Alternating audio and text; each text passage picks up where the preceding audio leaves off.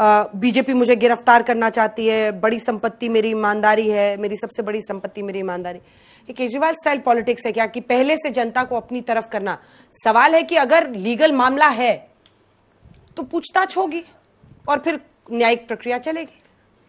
अंजना जी, राहुल जी देश की जनता को कहना चाहते हैं, मैं तुम्हारी देहरी का दीप हूं, दिनमान हूं, घोरतम से मानवीय संग्राम का प्रतिमान हूं, उम्र भर लड़ता रहा हूं, मुंह की कभी खाई नहीं, दीनता और दंभ से रिश्ता कभी पाला नहीं। आप लोगों का आदेश उन्होंने आज तक टाला नहीं। आपने प्रतिपक्षी होने के नाते उनको दायित्व दिया है कि जनता के भ्रष्टाचार को, जनता की अनीतियों को उजागर करें। कुछ नाम बोलना भूल गए मेरे काबिल वकील। इन्होंने हेमंत बिस्वा शर्मा का नाम नहीं बोला, जिन पर प्यार उमड़ आया था मोदी जी को। 2015 में असम में जाकर प्रेस कॉन्फ्रेंस लेते लुई बर्जर केस का आरोपी, भीषणतम भ्रष्टाचार में डूबा हुआ, अगले महीने भारतीय जनता पार्टी ज्वाइन कर लेता है, आज असम का मुख्यमंत्री बनकर बैठा हुआ है। भाग मुकुल भाग, पश्चिम बंगाल जाते हैं, सीबीआई आ रही है, प्रेस कॉन्फ्रेंस करते हैं, उसको भारतीय जनता पार्टी में शामिल करा लेते हैं। नमस्कार साथियों, मैं आपका दोस्त अशफाक अहमद और आप देख रहे हैं देशभक्त चैनल। अभी राहुल गांधी को कुछ मैसेज शायद मिला होगा, तो उन्होंने रात के 2 बजे ट्वीट किया कि मेरी जो भाषण हुआ था संसद में, जो चक्रव्यूह वाला, तो 2 में से 1 को पसंद नहीं आया और इसीलिए ईडी की रेड की तैयारी चल रही है, तो मैं भी तैयार हूं चाय बिस्कुट के साथ में। तो ये इस जो ट्वीट किया राहुल गांधी ने, तो बवाल मच गया। अब जो है वो सब लोग पूछ रहे हैं कि आखिर हुआ क्या है। तो देखिए क्या हुआ है कि जो राहुल गांधी जिस तरीके से मोदी सरकार को घेरे हुए हैं और संघ परिवार को पूरा लपेट रहे हैं, संघ परिवार को नहीं छोड़ रहे किसी भी मामले में, क्योंकि संघ परिवार ने ही पूरे देश में जिस तरीके से मिट्टी का तेल छिड़क दिया है और आग लगा कर रखी हुई है कि हर जगह जो देखिए तो दंगे फसाद और लोगों पर अत्याचार, ये सब चालू है। और ये फूट डालो वाली जो राजनीति हो रही है, तो राज करने के लिए आरएसएस संघ परिवार कर रहा है और मोदी जी इस मामले में तो बहुत बड़े खिलाड़ी हैं।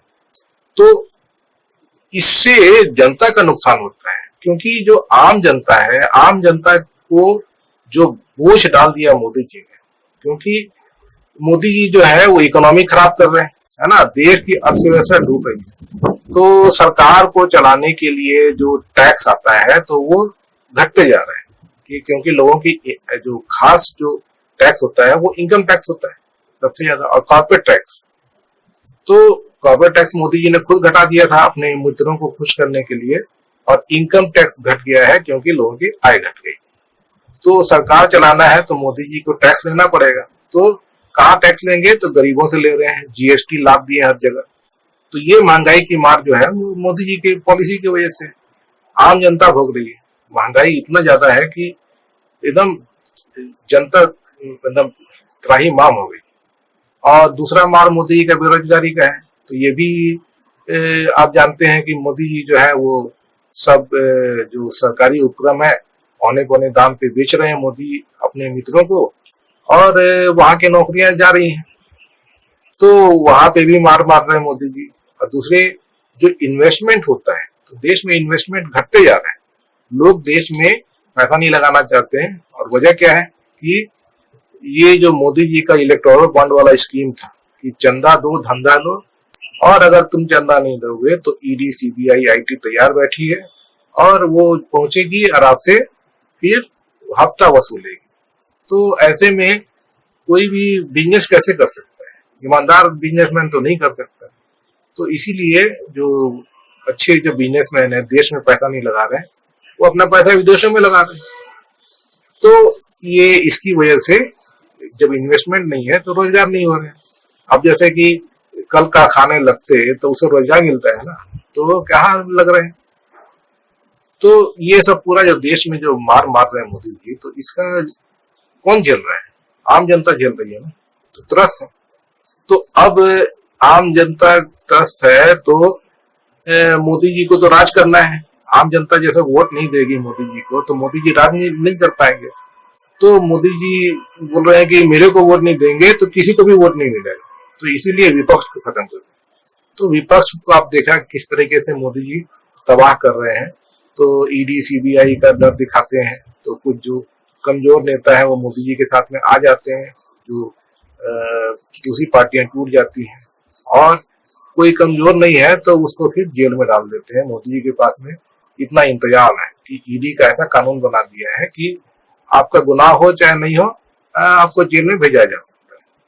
तो आपने देखा कई नेता जो जेल में है, तो ये सब चल रहा है। और ईडी का जो वार है तो वो तो आपने देखा है कि पूरे देश में हर जगह चल रहा है। झारखंड में चल रहा है, बिहार में चल रहा है, दिल्ली में चल रहा है, तमिलनाडु में चल रहा है, कर्नाटक में चल रहा है, हर जगह चल रहा है।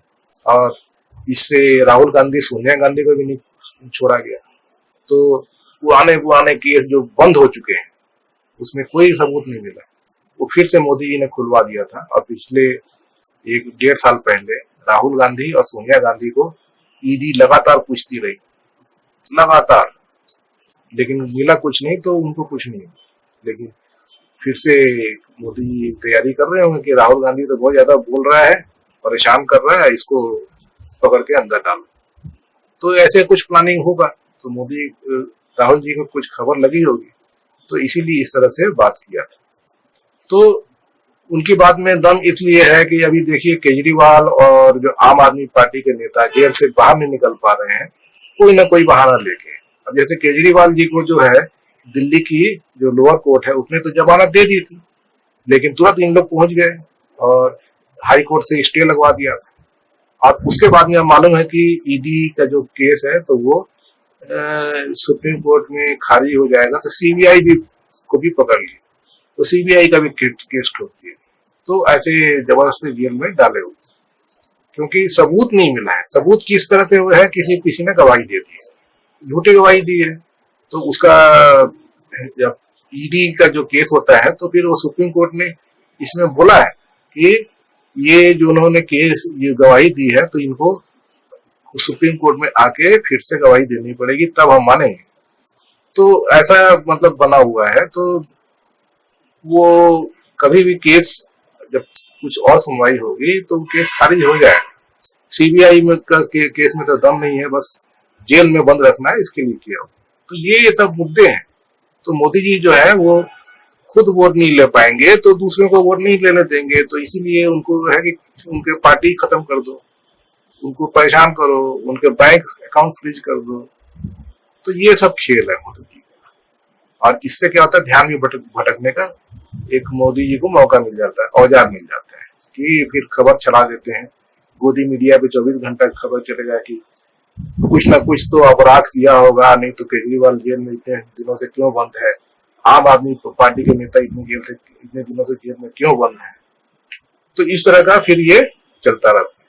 अभी तो ये भी बोल रहे हैं कि वो झारखंड में हेमंत सोरेन जो है तो वो तो जेल से अभी भी बाहर आए हैं, तो फिर जाएंगे अंदर।